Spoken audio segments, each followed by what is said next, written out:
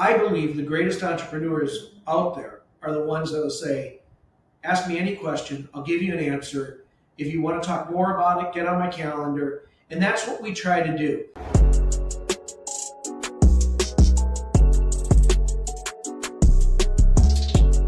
What's up, Growth House family? I am Jesse Ray with the Growth House podcast. I'm here with two amazing guests, Madeline and David Ricci. Appreciate you guys being on the show, and I'm super excited to dive in. How are you guys? Doing great. Grateful to be here. Ditto. Well, I got Madeline. I got to ask you, ¿de dónde eres? Puerto Rico. Ah, Boricua. I saw that in your bio. One of my fun facts that I had here for you. Oh, man. So it's so funny because my family, or my mom's side, is from Puerto Rico, and I went out there, but here's the thing. Papi, my mom's dad, never passed down Spanish. My mom doesn't know Spanish. I'm like on Duolingo right now, barely like getting into it. So I went out to Puerto Rico. They're like, oh, you're they called me a New Yorican. New Yorican. Were you born in New York? No, but my mom was, and so I just got that tag when I went out there. Oh, so yeah. I don't know Spanish. Yeah. They are a different kind. Not in the bad way, but the Puerto Rican island, the people from the island are totally different from New York, right? Totally. And trust me, my uncles were all raised in New York City. So I do have cousins that were born there. And when they came to visit the island, it was a totally different vibe. And I'm so thankful that she's with me when we go there because I speak no Spanish.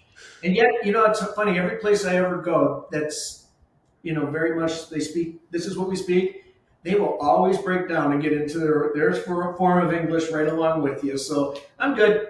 Yeah, you're set when you go out there. They're amazing people. I like to go out there quite often, usually about once or twice every single year. So. Yes. But I already stole, I guess, your fun fact. Is there any more One of fun them, facts? but I have several though. Okay, let's hear it because I think it's really good to start off a podcast getting to know you guys as people, and then we'll dive into the business and everything else. Yeah. So one of the things that people do not definitely know about me is that I am a court reporter by trade. Okay. And so I never really got into it. I went to school for it and all. But I went into financial services, and that's where I started my career when I was 22. And I was in corporate for the 18 years of that, for 18 years, yeah. And so I never really went after it. I should have, because I really had a vision of what I really wanted to do with it. And another fun fact about me is that I learned how to speak English when I was 15. Oh, wow. So, I understand and appreciate your Duolingo trying to get it there. I'm trying. What about you, David? Well, Madeline wants me to tell you the one that I was like, I don't want to say that, but I will. Because you are human. I am human, that's right, even though I don't come across it all the time. I literally almost followed a calling to the priesthood. So many people actually ask me what changed. I was not the corporate of that. So it's your fault. He didn't follow God and went to the priesthood. Okay. No, my calling was changed. My calling was to have a great family and children and raise them and do a lot of good things on that and give back differently. But no, it was, and my mom, who passed not too long ago, she finally admitted to me, she knew I was contemplating it. And she literally said to me, well, you are my last hope. Talk about Catholic guilt. Oh, yeah. That's too funny. Well, we wouldn't have this power couple if it wasn't for you following a different calling. So I'm That's grateful right. for That's that. right. See? It always works out. Always. So I want to dive into, obviously, the business stuff and everything and kind of your come up story. But first, let me know, kind of paint the picture of what life looks like right now for you two. And then we'll take a step back, business wise. Kind of just overall, what is life like right now? So for us right now, we are empty nesters. And we became empty nesters, it's going to 3.5 years ago. And we love every bit of it. Right? Absolutely. You better say yes. No, we do. We are so into each other, and we love doing business together. We love talking about all our dreams. And so that, from that standpoint, is amazing. Business looks pretty hectic in 2025. We've done a lot this year. We have really moved ourselves out of the comfort zone and really focus on being uncomfortable a lot. But we've grown through that process immensely, and that's why I still always encourage people to be in the side of discomfort, because that's where we grow. No, that's a great point. And I would say very similar. The life that we have now is so dramatically different than when you have your kids at home and everything else, right? But to me, it starts at about 6:30, quarter to 7 in the morning. Get the dogs going. Then we sit outside. We have our coffee, and we literally talk about projects that we're working on, projects that we're thinking about. The other day we were literally talking about your questions, and it's amazing that our connectivity, which was always really strong, has grown even more.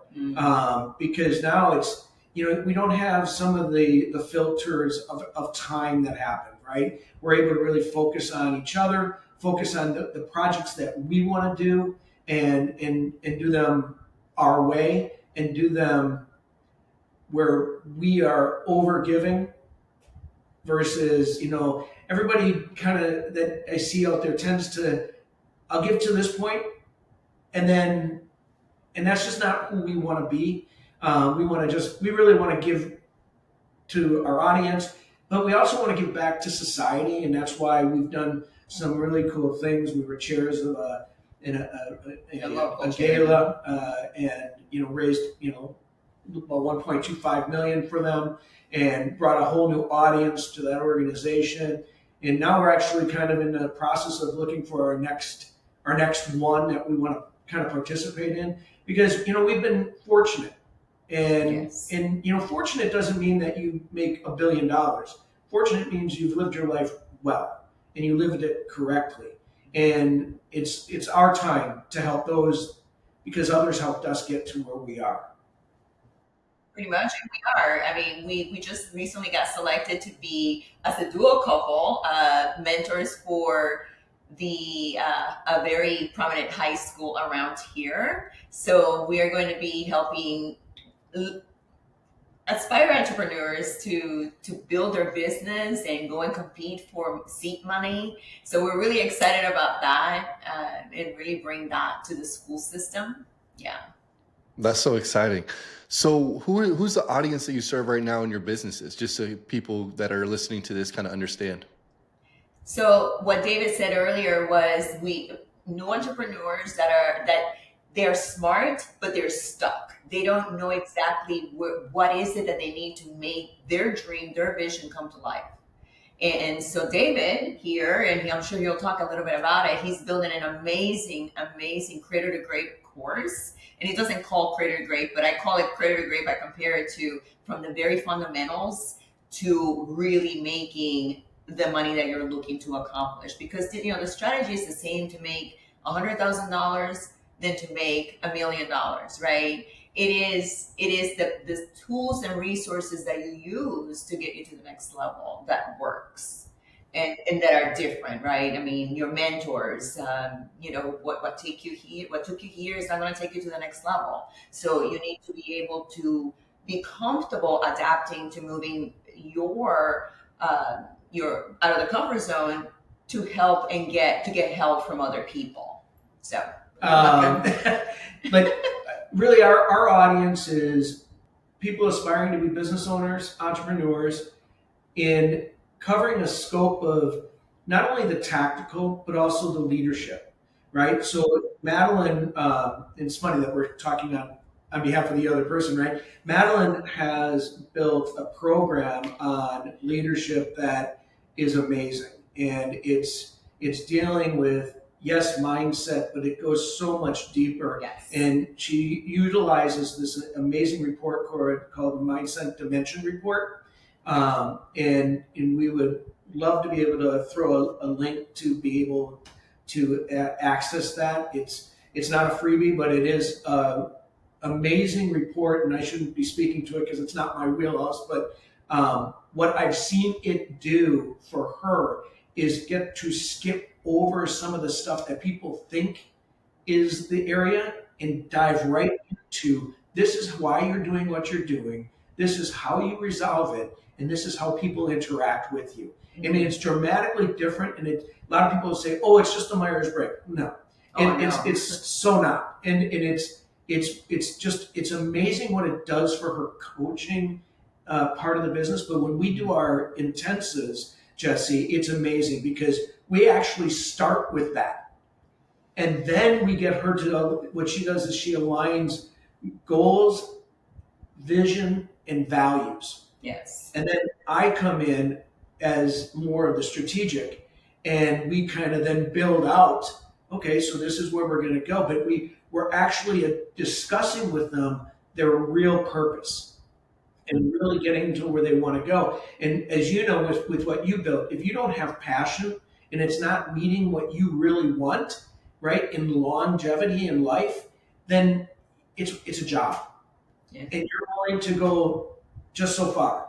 But when it's passion, man, you'll go through the wall. And that's where we want to take them because so many people take courses or get coaching, and they never get to the root cause of why they do what they do and how they need to do it, right? And so amazing leadership as well. So we have a pretty large audience, and Madeline works with corporations as well on leadership teams and or individuals that are wanting to learn how to build up in corporate because we have that experience. But then our sweet spot really is people just like us coming out of corporate that want to really know how to do it when you don't have all the resources that you have when you're in corporate. Right. Well, it's having that blueprint. I mean, a lot of people sell courses and they do programs, but they're fragmented. They don't give you the blueprint, really how to get from here to here. That's why I call it cradle to grave. And everything has a foundation. And I think that there's a lot of people that struggle with that, and there's no foundation, and they skip parts. And that's when we have been able to sit back and watch, even in our own, when we go in and ask, pay for courses. Okay, well, this told me this, but it didn't. The tactical piece didn't work. There's a gap, and so we are great at looking at gaps and in processes and making it better, right? Not reinventing the wheel, because reinventing the wheel, it doesn't really get you where you need 100%. It just gives you more work, but understanding that, because we did that with one of our businesses, is understanding that there are gaps, they can be filled and make it better. So many ways I want to go right here, and such a big proponent of mentorship, coaching. It's either mistakes or mentors, and I've done both. And I'm going to say mentors is a way better route to go. Look at someone who has fruit on the tree, who has actually done the thing that you're trying to accomplish, and go figure out how to serve, pay for whatever they're doing, and just be around those type of people. 100% agree. You said two things that giving me flashbacks. I'm not a big fan of jobs and corporate. So I know you guys serve, some corporate people, but this podcast, we're trying to get out of that rat race. Right. So I want to actually hear you guys' kind of story. Number one, you guys were both in corporate America. What was that transition to go from corporate to now what you're doing together and, the business that you have now? Ooh, that's a loaded one. I'm going to take part of that, okay? Because for me, my story is a little bit different than David. It just, eventually we meet, right? So in 2008, when the mortgage industry crashed, I was working for Citigroup, and it was my 18th year. And I'll be honest, I would have never left because I was making good money and it was comfortable, right? Why would I do that, right? I was taught that you stay in a company, you do the thing until you retire. And I had great benefits, lots of seniority, and it was amazing. But the universe had a different plans for me. It just did.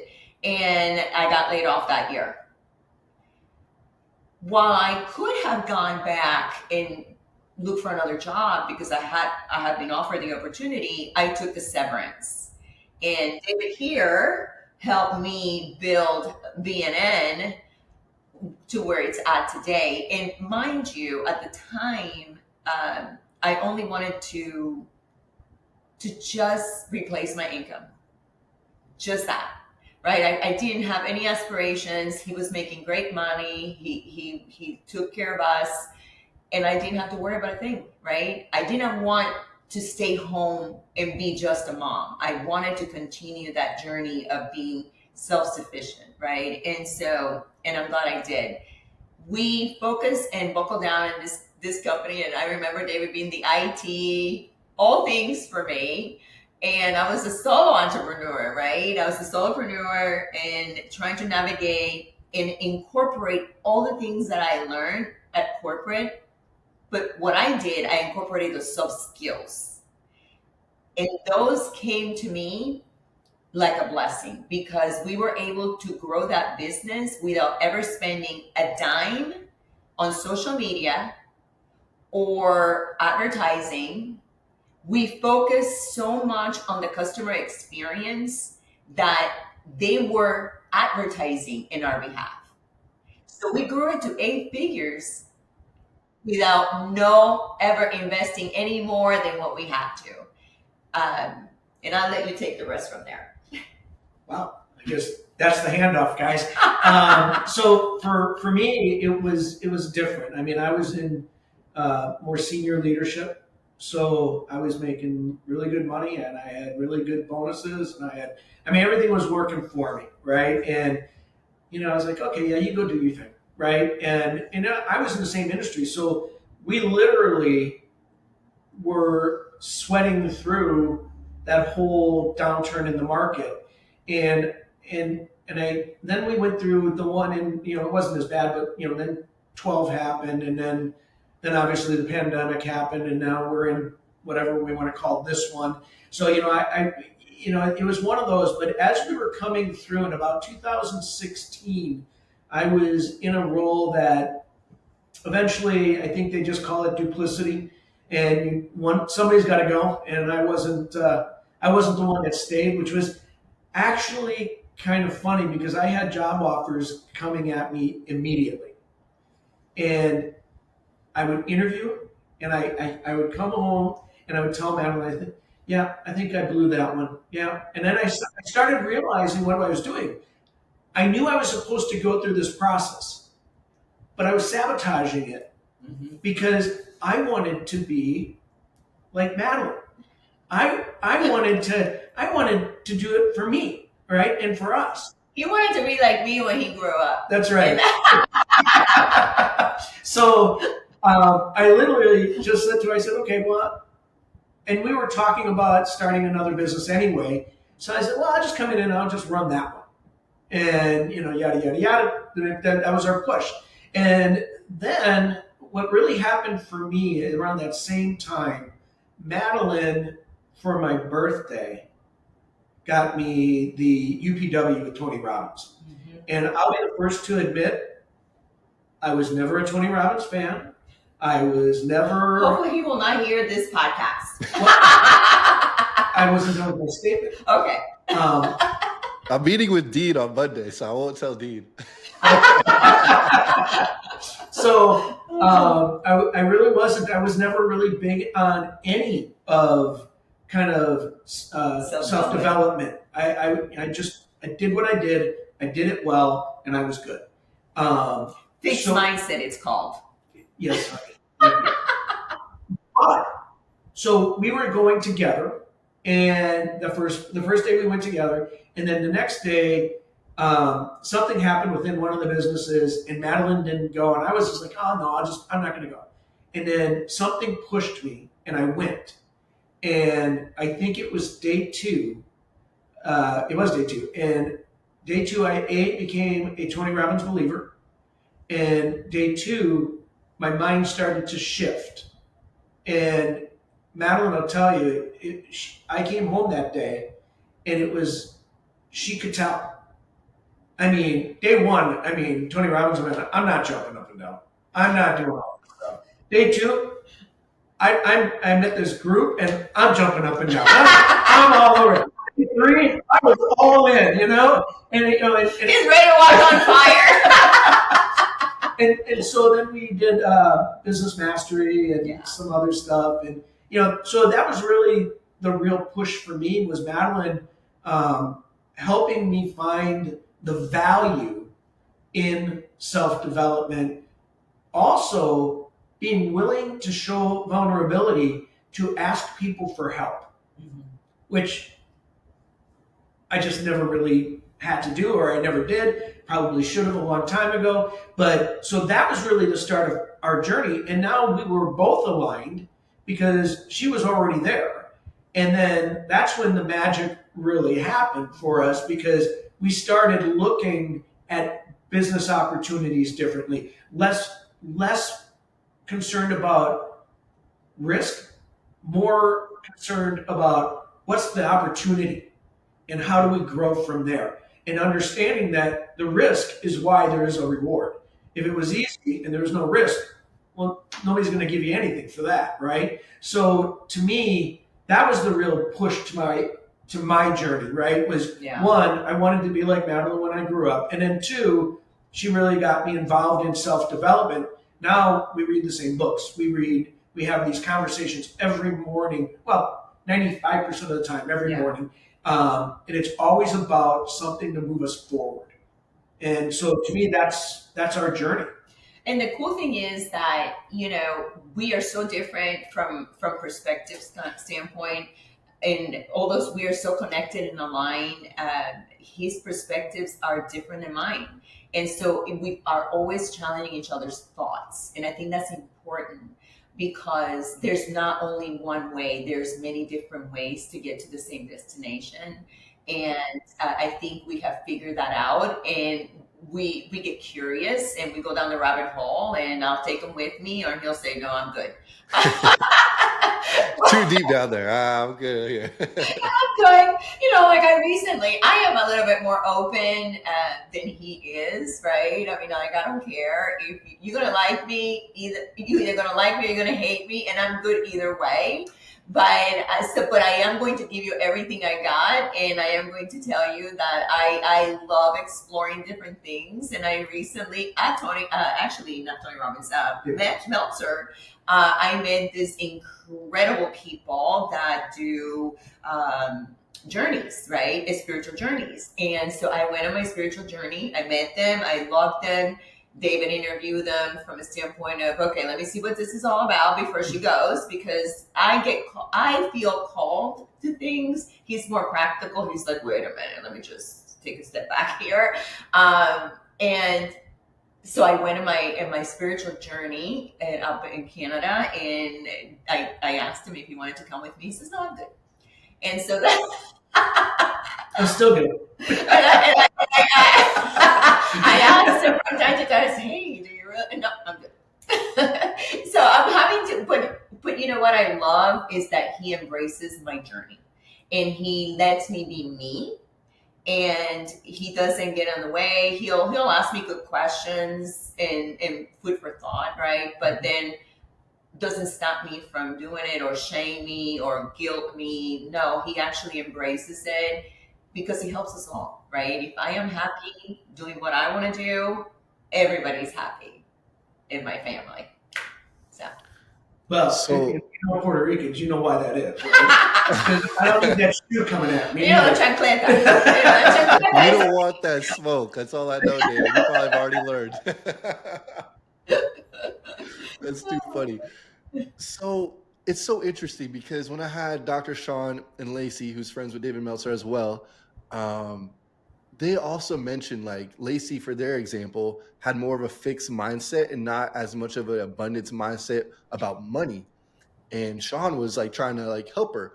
And I think this happens a lot in relationships, either, you know, the husband or the wife, or even before they're married, where one person's thinking a certain way and they're like, why doesn't the other person get it yet? Or they're trying to like push someone to do something before they're ready. And like, for example, you know how maybe you have someone, you're trying to get David to read a book and he doesn't want to read it and you want to, like, push him forward.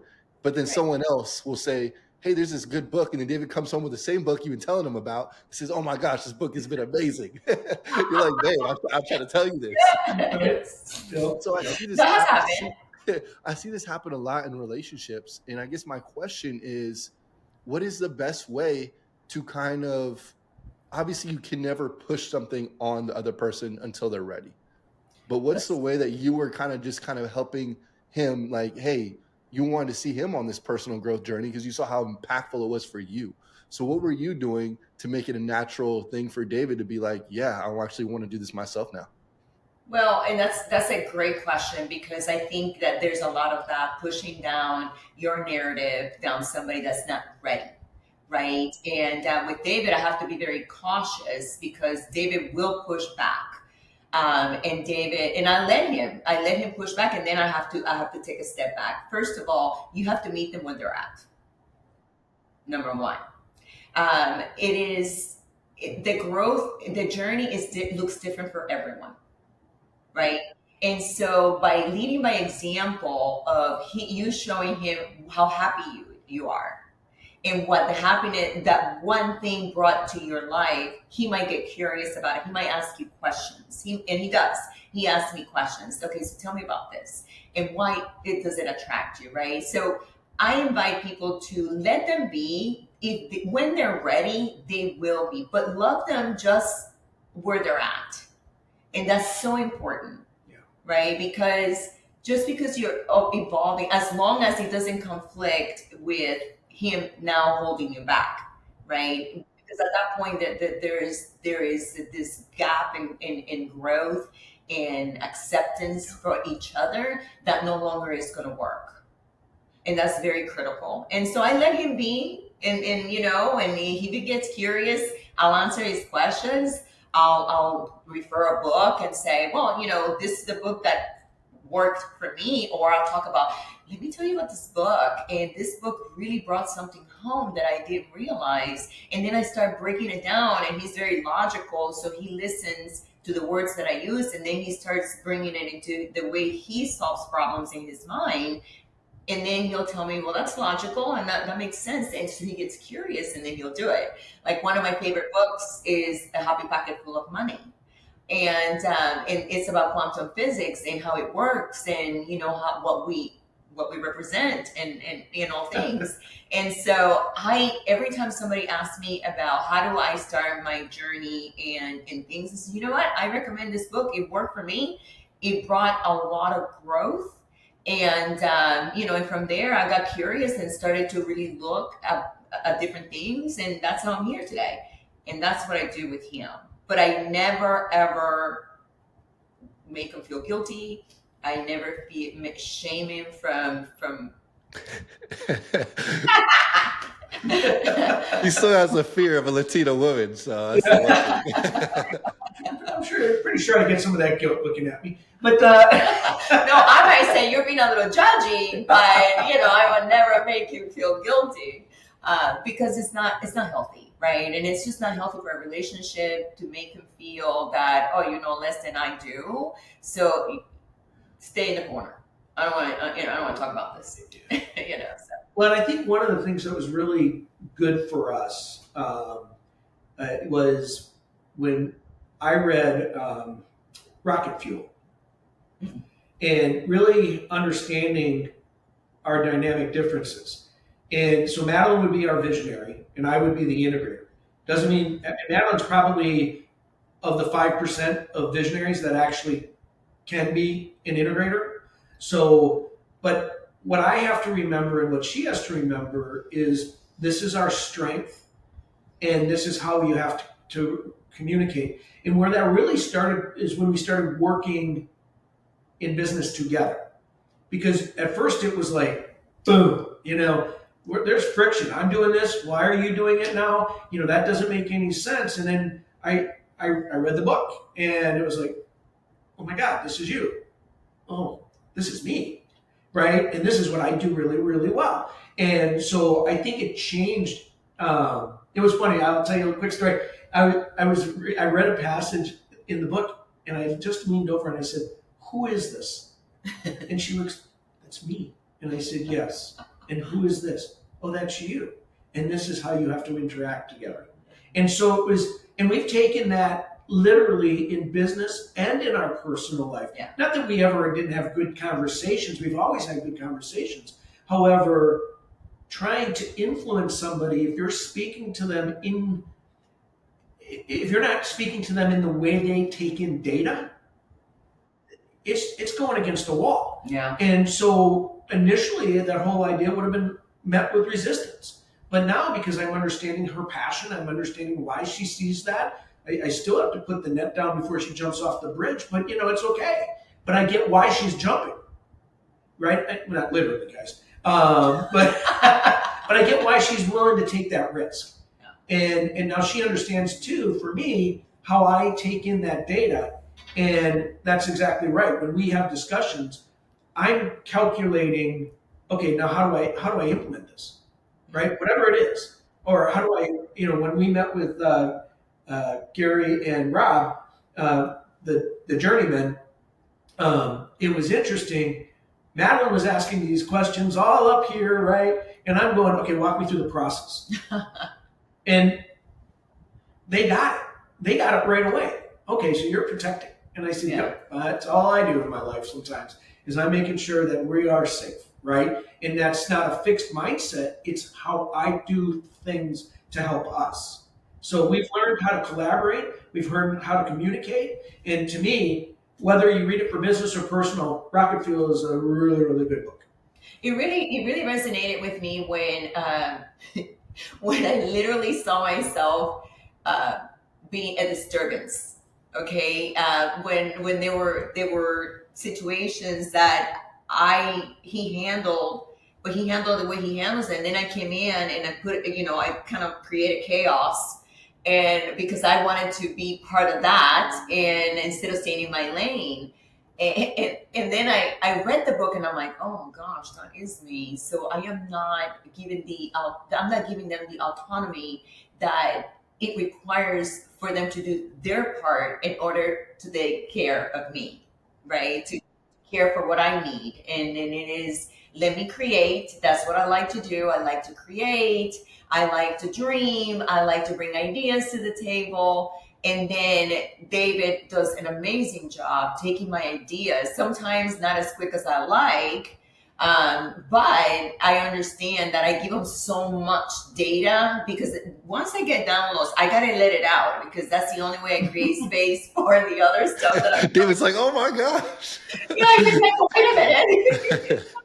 Okay, can we just slow down for a minute? Because sometimes I get a download in the middle of, maybe watching a movie, and I'll turn around and say, hey, and he'll be like, okay, can we not do this right now? And I'm like, okay. Yeah, the key words, I was thinking. Yeah, he does not like when I say, I was thinking. He's like, oh no, that is like a very trigger word for him, and it's hilarious. Well, especially like it's before coffee. Right? I mean, we're just waking up. I was thinking. Like, oh, no. Think later. Yeah. Think later, not right now. I don't even know what you're thinking, but I don't want to know it. Because he knows what that means, right? He already knows that I expect this and this and this and this to happen, because my mind is moving and I expect to see everything, the picture that I just gave you painted for me to see. Okay, that does not look good, so it's like that. But I love it. I wouldn't have it any other way. I've learned a lot from knowing myself and how I operate and how he operates, for us to be aligned with what needs to happen. And sometimes I'm going to tell you, I don't like it, right? Because I want things done yesterday. That's how I operate. But I've also learned to slow down and enjoy the process, because, the chase isn't always a thing, right? I mean, you should never chase. You should go fast, but never chase. And so, awareness. For sure. And I think, just myself personally, like I see you guys, I'm like, oh my gosh, I want this couple goals right here, doing business and doing life together. And so one of my questions I always have in the back of my head is, okay, if I, find someone, we have this kind of power couple dynamic doing business and life together, when do you shut it off? Like, do you guys have like, hey, don't say I have an idea past 6 p.m. or when is that like just too much for you guys? Or is it just always on and that's just how you live? Yeah, great question, Jesse. And it wasn't always like this, but we will never turn the opportunity to talk down. It's not like we have this fixed time, but two things or a couple things we learned, right? One, for us to be truly impactful in what we're trying to accomplish, we only on 2 days, well, really 1 day a week, work in the exact same location. So it doesn't mean we don't communicate all throughout the day, but you can't always be talking about everything. And you've got to now get into a silo where you're actually delivering on what your deliverable is. So I think the first thing we've done is we really figured out how we work best together, how often we need to engage each other, when do we have to actually literally collaborate like face to face. But my rule is this, and it's not a perfect rule, but you weren't far off with the 6. It's about 6:30 Yeah. that I usually come home. By then, we sit, we have dinner, we debrief, and then we're done. And then we're enjoying ourselves. Yeah. And this isn't new for us though. This is how we have lived for 24 years. Our children, we love our kids, but they never were the most couples that have kids, suddenly the kids become everything, right? Their sports, their activities, their life, right? And we said, that's not how we're going to do it. We are going to have our date night. We are going to have these times. When we go on a date night, it can creep in, but we try to cut it off and we try to put the phones down. And, unless it's an emergency, and the only emergencies would be, if our kids call and we have special ringtones, right? Now, yeah, we still do, but now They bypass any kind of silence. So if we silence our phones and if we're having dinner, we will not look at that unless it's a ringtone that's bypassing that. It is our daughters, right? Because they're our number one priority. Their activities. I want to make sure that our kids were always a priority. Yes. They were always number one thing. But their activities and their lives that they were creating for themselves was not our priority. It was, and we were not that kind of parent that are on the sidelines trying to live their dreams, right? I mean, I love dancing, but and one of my girls was a dancer for this high school, but I wasn't wanting to be her. I respected what she did and I supported her, but it was also, we were still growing in our marriage. Yeah. And we wanted to make sure that we never lost that, because we often find that, and we've seen it, when the kids leave the house, then you're having to reconnect. And sometimes you're a different person. And we grew together during that process. Our girls were growing their way. We were growing our relationship. We kept it in the forefront and understood that we were a priority as well, that we didn't put ourselves in the corner while our kids were absorbing every second or every ounce of our being. Yeah. But we do shut it off.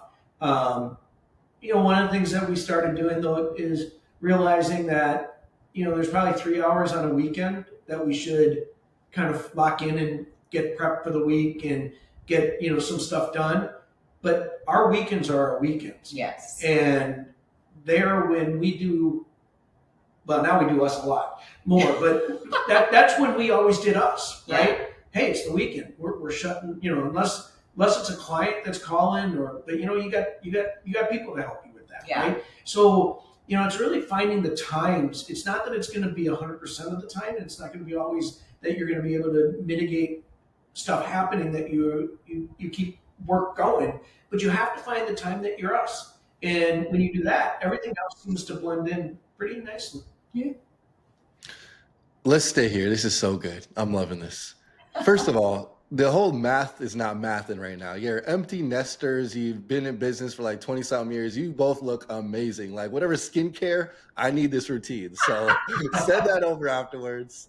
But staying here on like the relationship topic, I think a lot of people once they have kids, and I've seen it firsthand with some of my friends, all their focus goes to the kid and their relationship just disappears, and eventually it's so sad, but they basically become roommates in the same house. The love goes away. I'm sure you've probably seen that as well with people that you're around. Oh yeah. So what like how do you you kind of mentioned there's still a priority, but how do you make sure that your guys' connectiveness and your love stays as strong after you have someone else in your family that needs a lot of your attention? Yeah, well, I think not to use the word mindset in this sense, but I'm going to use the word, it's a mindset, right? Because for us to give everything to them, we first have to take care of us, right? Now, we may be able to take care of us in less time, right? From a standpoint that it doesn't have to be 100% like you are when you're dating, right? And as you start growing and you start maturing in life and children and everything else, it's really it's as simple as that. It's hard though. It's when people say marriage is hard work, Mhm. it's hard work. And do we get in arguments? Heck yeah. Are they some of the funniest arguments at the end of the day? Heck yeah. Right? And it used to be our kids would laugh, we'd be getting not into a pretty good one, and they just wait 5 minutes, one of them's gonna start cracking up. And that's what we would do. We never lost the more important thing, right? Yeah. Is with us together, we are stronger. And with us together, we're stronger for our children. We're stronger for our business. We're stronger for our employees. We're stronger for everything that we do. Now, I will also tell you, most couples, and we saw this, what do you mean you go on a date night? Well, how do you have time? No, we make You time. make time. You make time. Maybe we don't go every Friday or every Saturday. Maybe it's every 2 weeks, but you have something to look forward to. And then literally you have to shut the world off, right? And I think that to me, it all starts with that you understand that at the end of the day, and this is something that Madeline said from the beginning of our relationship when we decided to move down the path together, was you and I are going to be here. The kids are going to be gone. They're going to be on to their lives, their families, their stuff. It's only us. Yeah. So we had that mindset from the beginning that this was it for life. B, at the end of the day, it's going to just be the two of us. Yeah. Not that their kids won't be around and they won't be, but if they move out of the state, they're moving out of the state, right? So we can't 100% always be about them. We have to be about them, but we always have to be 100% about us. Yes, yeah, that's very important. For me, I do second the fact that you must take care of yourself first. And I know as a mother, as a woman, we are programmed to take care of our kids and put them first on everything and forget about us. Well, I love to challenge status quo always. So I felt that it was important for me to take care of me first, to be able to be 100% for them, right? And have the space within my body to be able to handle that stress, because kids can be very stressful, right? And I had 2 girls, drama, right? Boys, all things. Didn't have to go through that because, we were very much aligned with how we were going to raise our kids. And that's important as well, right? And they need to know that. And one of the best compliments I'll tell you that I've always heard from my girls is that the day that they marry, they want to marry somebody like him. So he must have done something right? He showed up for them. He led by example. He showed them that a woman it's okay to let them open your door, right? To pull your chair when you're going to dinner. The very soft skills that sometimes there's lack thereof sometimes, right? And it is unfortunate. But we were not living everybody else's life. We were living our lives. And in our house, it was what mom said. Mom is not said that she's not going to have you go in the, sleeping over. That is not a thing for me. Don't ask me. Right. And so, because the chancla comes out. And no, I'm just kidding. No, but so it was taking care of me. I, like you wanted to know, I do go work out 4 days a week. I do a lot of meditation, a lot of inward work in order for me to be ready, not only for myself, my family, and my clients, because that is important to me. That is my sole focus, right? When he gets home at 6 o'clock in the afternoon, I don't always cook, but you know what? He's not that hard to please. So, well, if he wants, tater tots with eggs sunny side up, we're gonna have tater tots with eggs sunny side up. Why not? Don't knock it until you try it. I wasn't judging at all. I mean, we just don't live our lives as what people say we should look like. We live our lives that we want to live our lives and what makes us happy.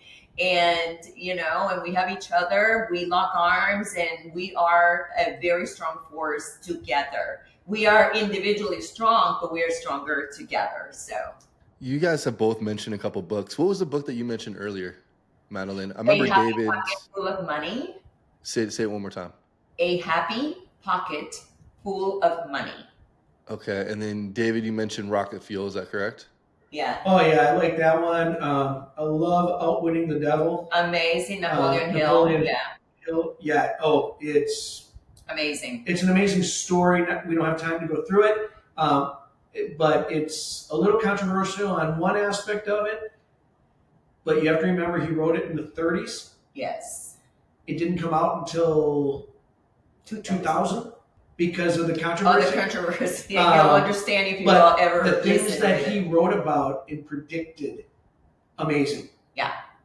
Amazing. It is. If you've read Think and Grow Rich, it's not nearly as difficult of a read. Yeah. It's fabulous. I mean, we have we have tons of books that we read, and I just went into a conference and I got 4 more to read, and I am really excited about that. But we share a lot of that stuff, together, so we get to talk, like I said, from our perspective, from different perspective, different lens. I think it's important to respect each other's perspective as well, because everybody's. The lens in what I see things is based on my experiences, right? And vice versa here. So, but I like to listen to people's perspective because you can always learn something. Absolutely. Let me ask you this. As entrepreneurs, we're so focused on podcast books for business, right? For self-development, which might trickle into relationships. Mm-hmm. But what are some relationship books or podcasts that you've gotten value from? I don't think I've ever read, and that's being completely transparent, a relationship book, right? I just know what I didn't want in my life. Okay. I knew what I stood for. I think it's important to understand what your value system is and understanding who do you want to be as a partner and who do you want in your life. This is not my first rodeo. This is my second marriage. And I already knew what I didn't want. Right. So I knew that he was the right man for me since the beginning because I looked at his family values in his family overall. And I knew that I was going to be a happy woman. Right. And so that was important to me. As podcasts, I am going to say we listen to ours. Give the plug real quick. What's the plug for your podcast? Obviously, I'll put everything in the description as well. Yeah. The name of our podcast? Yeah.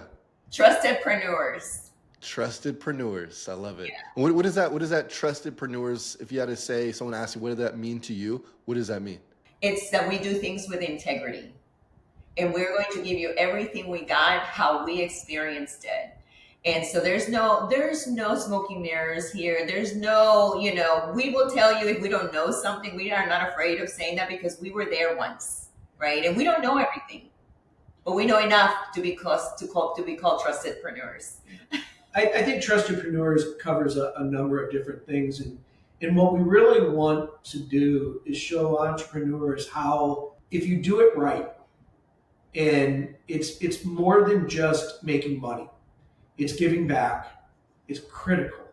It's how you live your life, Mm-hmm. right? And entrepreneurs are interesting. In many cases, they're so self-absorbed in what they're doing, they're not necessarily always willing to help.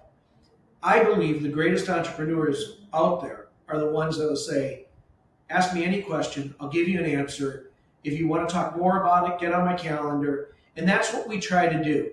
And when we started Trustedpreneurs, it was interesting because people would ask us a question, and instead of giving them this level of answer that was just surface, we'd go and start building the clock for them. I know, that's David. But to me, I don't want any entrepreneur to fail.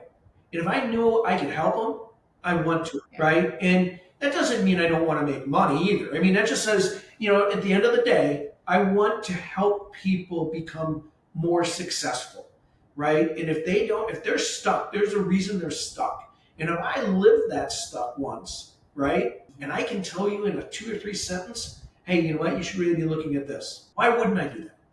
And so to me, Trustedpreneurs was, the concept of it was built to be like a lifestyle, right? And also what Madeline said, us sharing and us helping people and really building up businesses. As we wrap up, I just want to say this has been like the fastest 52 minutes. Like, I feel like I could talk to you for another 2 hours. So I love it. You guys are so humble, so personable. It's been fun just to get to know both of you a little bit more. As we wrap up, though, I want to ask you guys one thing. Someone's going to reach out, and our audience loves to reach out to people, right? So I'll let you say what's the best platform. But first, no one's going to reach out and say, hey, Madeline, David, can I pick your brain? If they do, I don't know them. Block them. They're not my people. We provide value first. We are a go-giving community as Growth House. So what's something of value? It could be something small, could be a big ask, whatever it is that someone can reach out and be like, hey, first of all, I listened to the Growth House podcast. I loved XYZ, what you talked about. Also, here's maybe some kind of value. What kind of value would help you two? Yeah, I can answer what I need immediately. As I'm building out this course, this is the thing that's funny about us, Jesse, is this is all new. Everything we're doing is new to us. So from a standpoint of, we never did a podcast. We never did that. Well, now we have our own little podcast studio in our house, right? So building the course, what would help me is really diving deep in something that knows go high level specifically, because that's our CRM, and I'd like to build my course out of that and my memberships out of that. And really the other thing that I can think of on top of mine is just building or helping us build our audience by connection. Yeah. Right. So, I love that we somehow connected via David and Tia. So Tia. Thank you, Tia, Stella Jets. Appreciate you. But For sure. But to me, that's what this is about, right? We've built everything we've done organically. So, we're now at a point that we're comfortable asking for help. And those are the areas that I personally could use some help as the integrator, right? Is how do we do this? What's the best approach? Take it from there. Yeah, it's probably, you're right, probably growing our audience, following us on social media, sharing our message. I am big on LinkedIn. That's where I like to hang out because that's where I help everyone. Instagram, I am there. I'm not massive, but I think, it's so overwhelming to get all these platforms out there and try to just be you and have all the time. I love to create, so I'd rather be creating than being, out there on Instagram. But that's me. So, but I do have a YouTube affirmation channel that goes to Trustedpreneurs and gives leadership leadership tips and tacticals that they can follow right away and make an impact for their teams. So that's a good one. So it's the Morning Mastery, but it's on the Trustedpreneurs. It's like a 2-minute video. And I love doing those because I feel like I'm adding so much value to the leadership that we so badly need in business, right? So that's I love it. Power couple, 8-figure entrepreneurs. You guys are both amazing. I'm excited to connect in person. You're only in Dallas, so I'll be out there. If you're in Scottsdale, let me know because that's where I'm at. Oh my gosh, we are often in Scottsdale. We love going there. One of our producers are there, and I have my stylist there as well. Oh, and so you're probably out there quite a bit. Yeah, we are. I think we've been there. On the second part, unfortunately for me, but yes. Hey, David, we'll go hang out. We'll go do golf or something. You know, But- they can do their stylist stuff. But we extend the same offer. When you are here, let us know. We'll meet you if we're in town. So we'd love to meet you in person, my Boricua friend. Hey, New Yorican, Boricua. I feel like Boricua. At the end of the day, it's just a label. So true. This is Jesse Ray with the Growth House. I'm just honored. It was so fun to hang out with you two, Madeline and David Ricci. Go follow them, and I'll put everything in the show descriptions. That being said, we'll talk soon. Thank you. Thanks, Jesse. Appreciate you.